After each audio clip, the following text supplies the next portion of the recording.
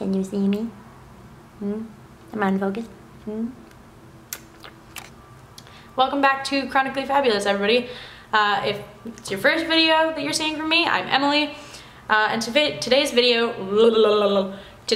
is going to be based off of the trade-offs that you make to feel normal for a day when you have a chronic disability. Hi, baby.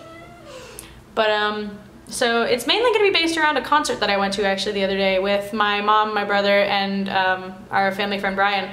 So we went to see the band Five Finger Death Punch, which was awesome and epic, and it was great. And I finally learned how to headbang without giving myself a headache. And also my mom was headbanging too, which is great. But I want to talk about the aftermath as well. So this concert was on a Friday night, so I had to go after school to the concert. So already, for me, going to school is like a struggle.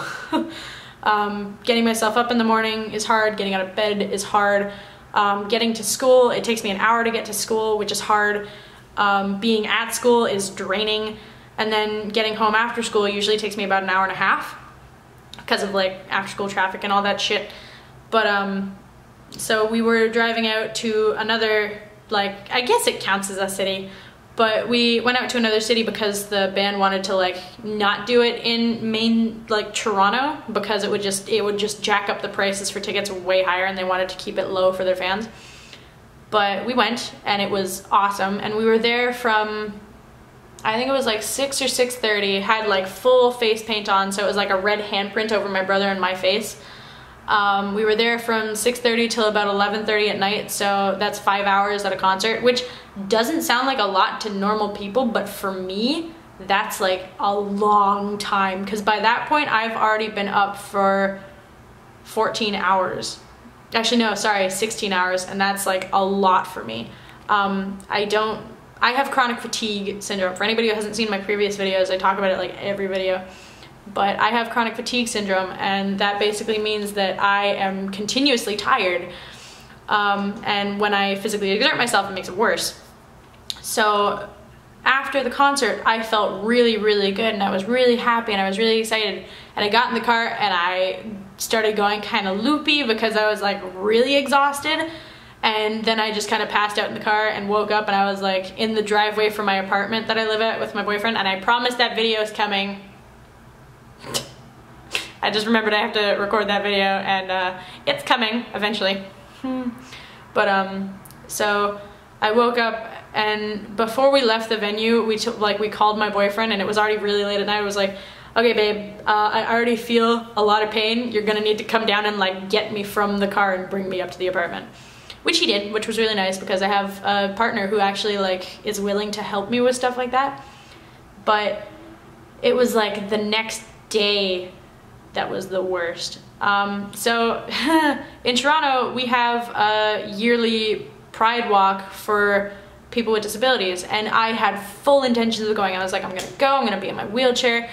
The next video that you're gonna see after this one is actually, excuse me, I feel like there's something on my eyelash.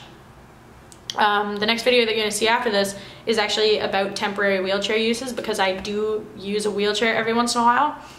I had full intentions of going to that like disability pride walk, wanted to show my support, wanted to be there. My brother was gonna come because I went for like his trans pride march. My mom was gonna come, Brian was gonna come, Anthony was gonna try and get off work.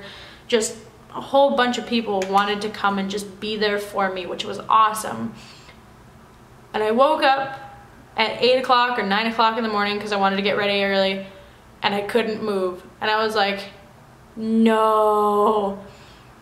And I was sitting there and I was like, okay, I can still feel my feet, I can still wiggle my toes, I'm not paralyzed, that's good. But I was in so much pain from the night before that I literally could not move. Anthony had to go and like get me food and water, and had to like pull me up and sit me up to make me like drink and eat. So yeah, it was bad. Anybody else who has like chronic pain and has ever tried to like go out and be normal will understand. There's a lot of people I know who go to concerts and the day after they're like sore, or there's like the post-concert depression thing where it's just like, oh, I had such a great time and now I'm gonna feel like shit, which I get now, But at the same time, being in pain after having such a great time is on like a whole nother level. And I was bawling my eyes out, and I was like, how am I ever gonna do stuff that I enjoy? Because it doesn't seem worth it at that point. It doesn't seem worth it to wake up and not be able to like feel your body because it hurts so bad. It doesn't feel worth it to wake up and feel like you need to go back to sleep, but you can't go back to sleep. You're just exhausted and fatigued because that's the way you are.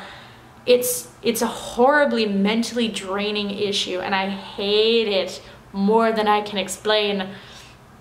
And this happens every day. There's always trade-offs that we make. We make decisions to do or not do the laundry or the dishes or clean up around the house or the apartment because we know that as soon as we do something, I'm saying we as in like most chronic pain people, we know that as soon as we do something that is exerting in some way or other, we're going to have to not do anything for the next few hours. There's a lot of like family, friends, and people I know, and like even, I'm gonna drop her name, hi Janet.